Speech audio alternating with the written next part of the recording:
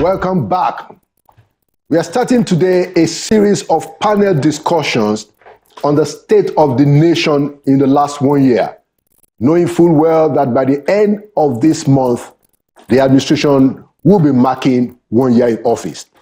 To open the discussion today, we are looking at the issue of welfare, poverty, social investment program, and the fight against corruption.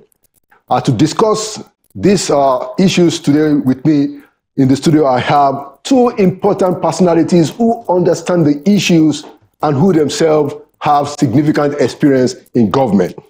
On my immediate right, we have Dr. Umar Bindri, the former Secretary to the Government of Adamawa State and a former National Coordinator of the National Social Investment Program. Dr. Bindri, you are welcome to Inside Sources. It's a pleasure. All right. Wonderful. Thank you.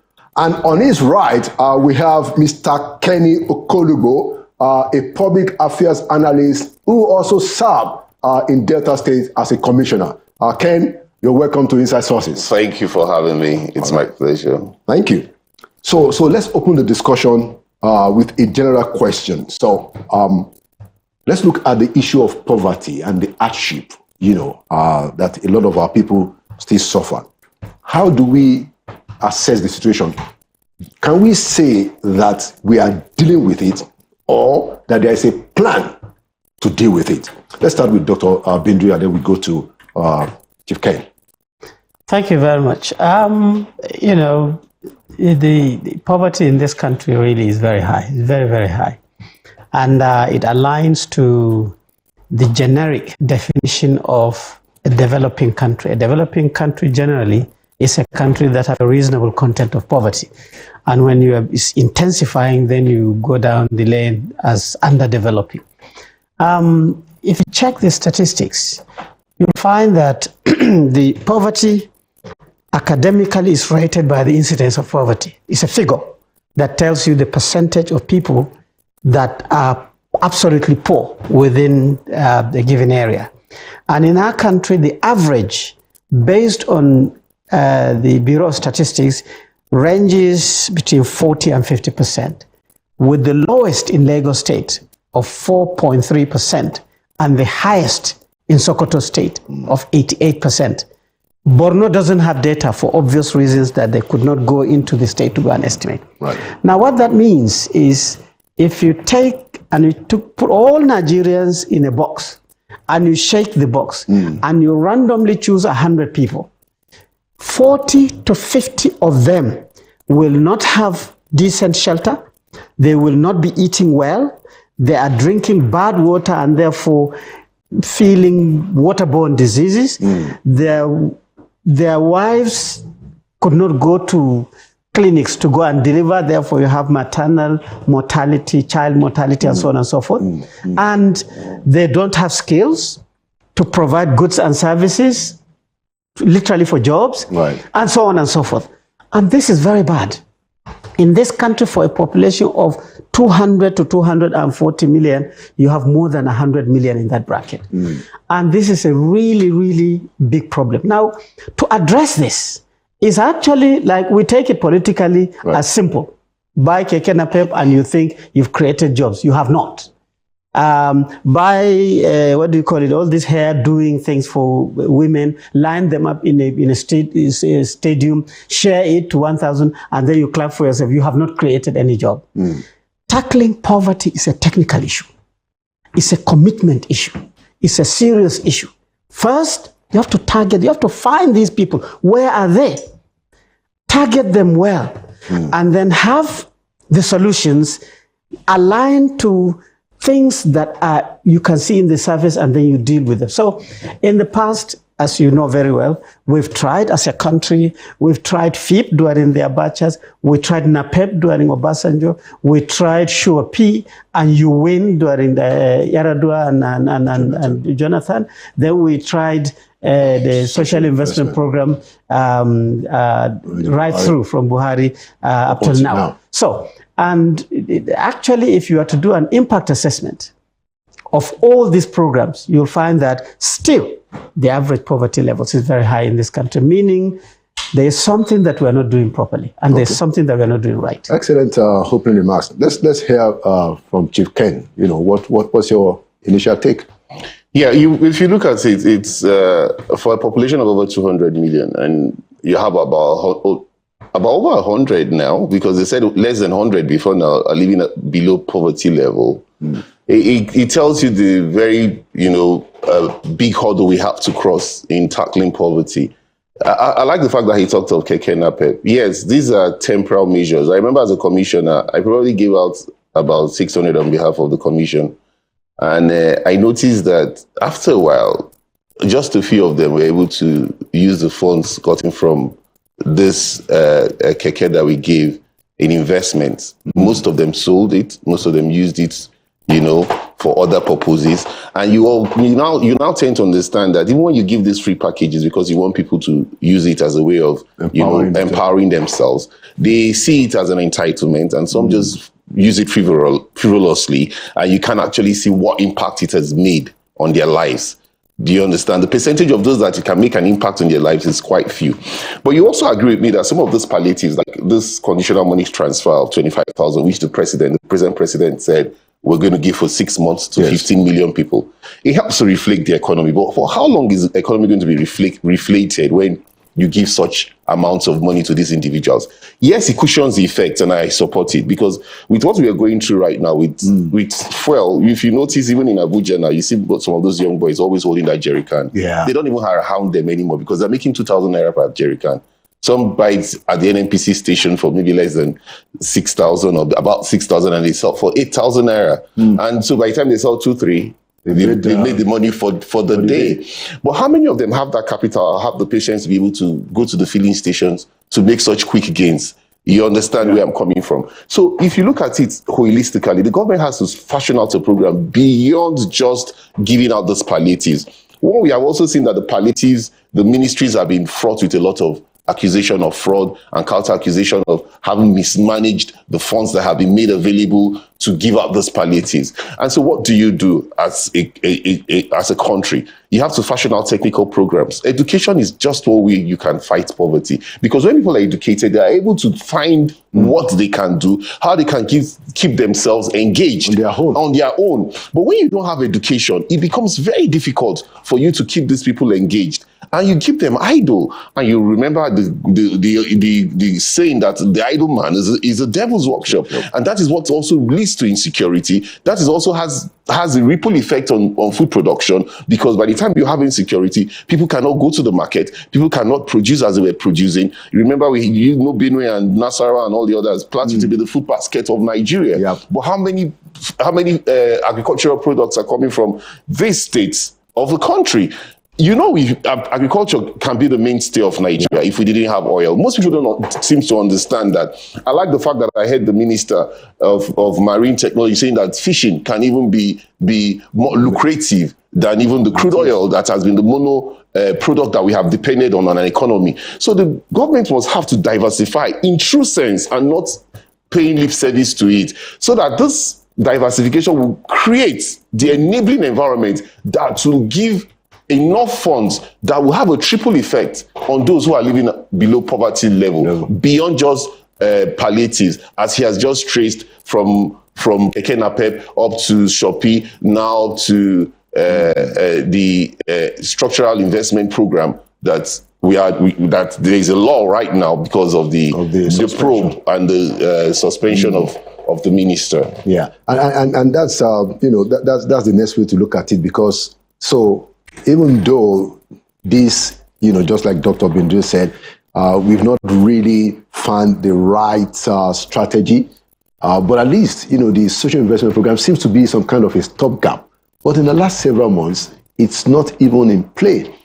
So now, I'd like to ask you, back to you, Dr. Umar, that how long is it going to take, to even sort that problem?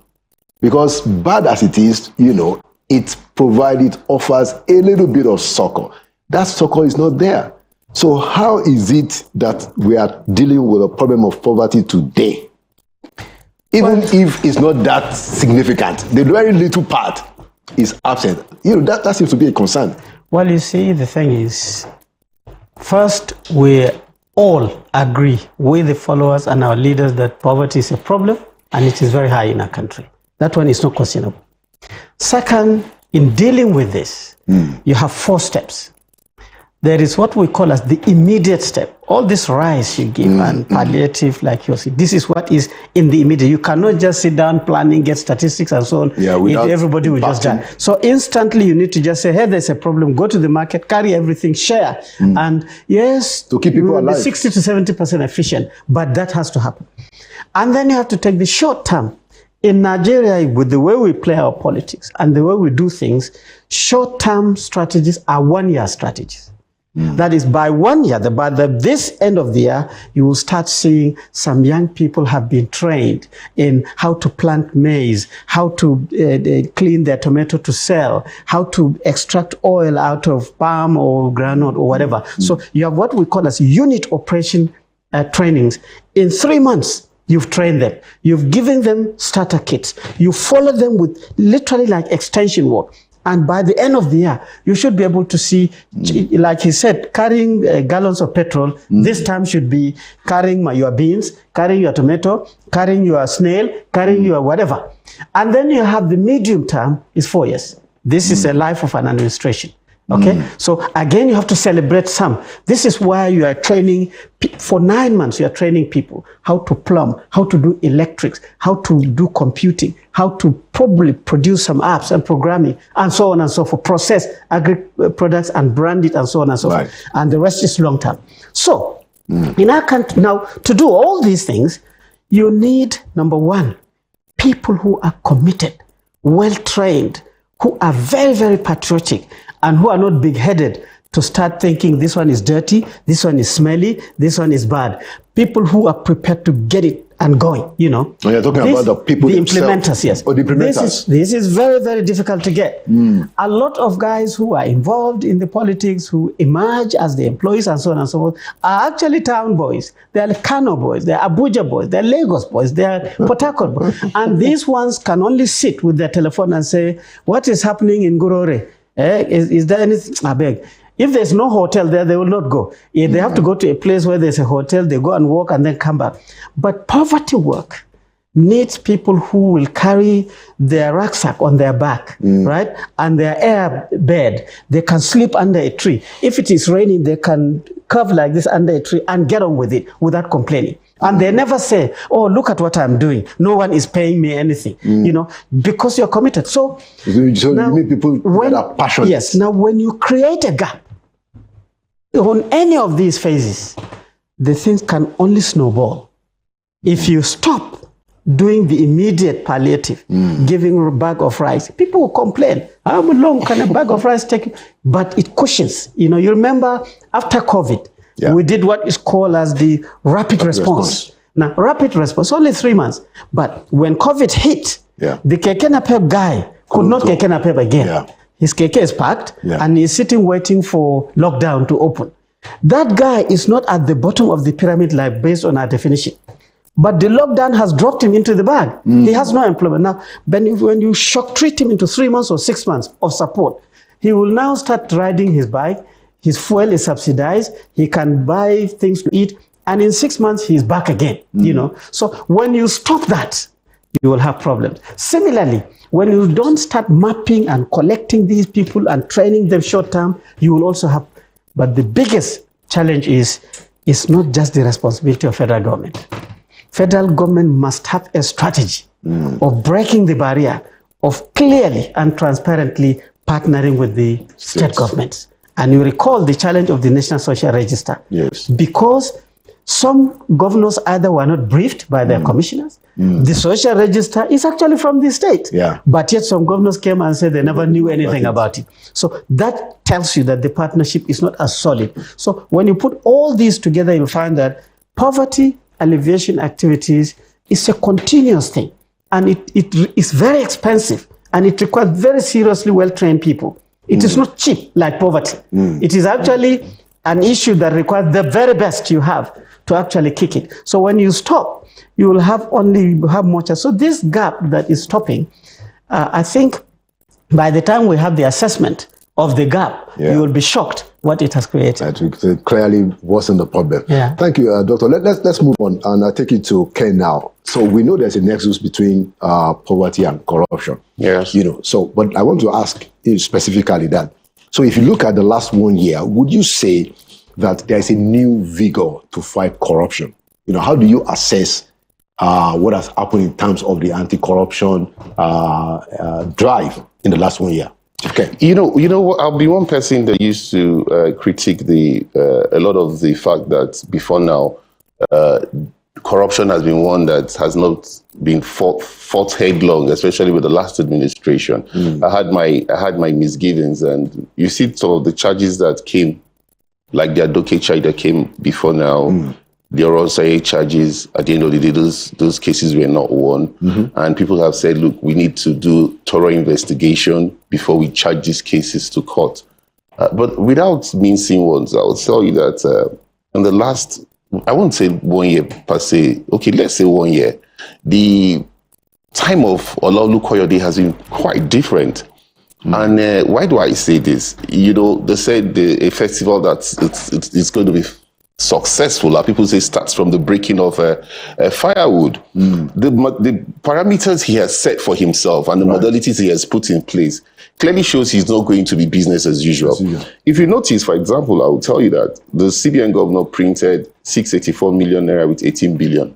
That was not leaked to the press. It was until he was taken before the court. So the charges now became open, that the press quickly grabbed it. The press always like the headlines because that is what sells them. And if you also notice the fact that Abdul Kadir Ahmed, the former governor of Kwara State, was charged in Kwara. That is what we have been saying. Domicile the charges for where people have committed the offense. He was charged under Justice Anyadike for 10 billion naira, which he did not just commit last year. Or allegedly commit the offense he committed last year. It was while he was governor of Kwara State, and there has been a lull up until Olaolu Koyode brought up the case, and he's been charged to court. And his charges were quite specific. A 1.6 billion used for chartering planes. Remember that our dollar then was like 165 naira. So when you hear 1.6 billion, you can imagine what it was in terms of dollar and what the value is now. And over 411 million naira of security funds having been allegedly, diverted to other purposes. Then you also look at Obiano's case, which there was a lull until he took it up. And now, not only is he being prosecuted, he's been able to be granted medical leave with the confidence that he will come back to continue his charges. Right. Then you look at one like Hadi Sirika. I wouldn't have thought that Hadi Sirika would have been touched because you served in that government. And probably how close he is to Buhari. Yes. But he's been charged. And you notice the way the charges are being done. The charges are being done in phases, not being locked together, which is what people have always criticized. If you want to win a case, don't lump the charges together. Let us have the specific charges. Let us see the specific facts that support these charges. Then you also look at the issue of Bello. Bello was the director of youth for the campaign of Bola Ahmed Tinubu. One would have expected that Bello would have been shielded. But he did not shield Bello. And the fact that I'm just looking at the facts that I have used to say I can boldly say that I think the anti-corruption war has taken a new phase. You look at the fact that Bello accused the former head of the commission of having filed charges even before that predated his becoming a governor. And the fact that the charges now before Justice Wite, Bello's lawyers have not said that those charges predates when he became a governor. So that means whatever lacuna that was there has been corrected. But you see, the anti-corruption war has to go beyond just looking for victims. There should also be a drive to elaborate, educate people on the dangers of carrying out these vices. Advance fee fraud, fraud in the civil service. Let there not be just the focus on the high-profile cases, because it looks like we were more excited on the high-profile cases. Everybody wants to see the former governor who has been put in handcuff, who is now in prison. Yes, we want the high-profile cases, but people should also concentrate on the fact that they are going beyond that. And again, the drive to keep our currency. There has never been anything like this. The fact that they wrote to the Ministry of Foreign Affairs is novel. Right. And the Ministry of Foreign Affairs has been able to tell the embassies not to give us their own exchange rates. We're a sovereign country. While we understand that the embassies are sovereign, but you cannot determine our rates for us. We should determine our rates, and it's enshrined in our constitution. You can determine our rates. While you have your right to take your dollar out, whatever you can take. Give us a naira rate. That's exactly what I understand from that letter that they wrote to the Ministry of Foreign Affairs. Yes. And the fact that they're also raiding those who have been shortchanging us, those bureau de changes, all those who have been doing sharp practices, and those who have been round tripping. This is what has kept our dollar to quite a minimal level. But with all they are doing, you can see that the naira is still going up. So it still tells you that there is still a whole lot of work in the park for the EFCC. Thank you, Ken. So a lot of Nigerians see, that for a long time, there has been quite a bit of impunity regarding corruption. Just like you said that, some of those old cases, they've been on for 4 years, 5 years. I even remember, it's one of the things I regret about the past administration is that it was even during the Buhari administration that you had 2 former governors who were convicted, they were let go. What signal? Jolinyame and Joshua Dari. Exactly. Yes. Thank you. The former governors. Is it not because they see a lot of impunity at the top? And how can we, as a people, as a society, how can we solve this problem? I think that was one of the very lows of the Buhari's government, because they should have allowed Jolinyame and Joshua Dari to serve out their term. In my state, for example, Ibori served out his tenure in the UK. He was not pardoned. His wife, his sister, his lawyer. He wasn't tried here. They were all made to go through jail time. Jail time. And I don't think it's fair on Ibori what is happening to his colleagues. Most of them that also had the same corruption cases. Pa Clark said it recently in an interview that he didn't also think it was fair on Ibori. Why do I say this? Those cases, a lot of them were swept under the carpet. And I think the new chairman would, just like he has done with Kwara, would... I'm not saying he's not all governors that are corrupt, but those ones that have facts and cases to answer, that nothing was done about them. People look at it and they get emboldened. You must look at those cases fair and square. For example, I said in the commission that trillions of naira were said to have come in, over 1,077 billion. An old man like Pa Clark was the one that was able to find out that these funds were paid. You can imagine a 97-year-old man who's going to be 97 this month. He's not the one fighting our battles for the youth. He was able to go to the accountant general and he was able to find out that 1,077 billion was paid. And these are facts. And the former governor, Okowa, he has written a petition against him and has said, these funds have to be accounted for. These are facts that I have gotten. I can tell you for free that these funds did not go to the commission or did not go to the areas where they are supposed to go to. I'm just using that as a case study because of who the person of Pa Clark is. And you find the commission for 1 year, or since June last year, they haven't been able to give us an update. There was also allegations against Autumn. Are you understanding? There's been allegations against Ikpeazu, especially even from the sitting governor who said that 10 billion was designated for an airport. And that 10 billion, as we speak, funds have been transferred into 32 accounts. And there is no airport. And there is no airport. They've been looking for the airport. They can't find the airport. And he made that statement outside the country. So these are key facts that I think the EFCC should look at properly. And if they look at these cases properly, and these governors realize that we cannot go, because like the EFCC chairman said, we also have bad eggs in the EFCC. We can't continue to suppress these cases through those bad eggs. He has done a good thing, which I also commend him for. He has appointed 14 new directors for each of the EFCC zones. And he has changed a lot of, and brought in what that means. Chief of staff. And brought the new chief of staff. So that clearly shows that he understands the system. Maybe because he was secretary to the commission and was also chief of staff. That's one thing I also give President Tinubu for. Tinubu has been one that has been allegedly, supposedly, to be the corrupt one. The Mr. Zah, I'm not indicting Buhari here, the Mr. Anti-Corruption Zah you see that Tinubu seems to be the one fighting corruption. I'm sure you know where I'm coming from. More than, so far in the last 1 year, more than the 8 years of the administration of Buhari. Actually, my view. And that's the absolute truth, because I was one person that brought out most of these things when Buhari was in government, but then they thought then I was in the PDP. They thought we were playing politics with it. But I'm happy to see now that the Tinubu that is supposed to be the corrupt one, and the Buhari that is the Tinubu has shown that he's the one now fighting corruption a whole lot more than the Czar that was. I'm sure Buhari would feel very bad, especially when he sees a lot of Emefiele, Hadi Sirika, so many more coming. This way he's confident being charged to court. It doesn't tell well of Buhari, and especially the mantra Nigerians had, Thank you. with his government. So what do you think the president needs to do regarding social investment or the issue of poverty? Just one thing. From both of you. Gleaning from the experiences of the past, but there must be very clear targeting, there must be very clear measurement, and because the investment will be very heavy, so that he can be able to know whether he's moving forward or he's stagnant or he's moving backwards. Thank you. I think the reports of the investigation should be made public.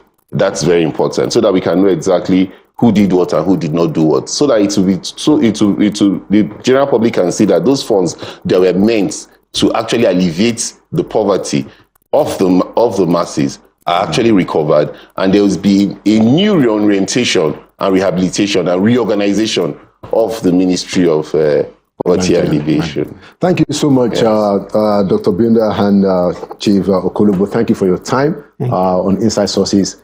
And Inside Sources will be right back with yet another panel where we're going to be looking at the economic management and also issues of security. We'll be right back. Thank you.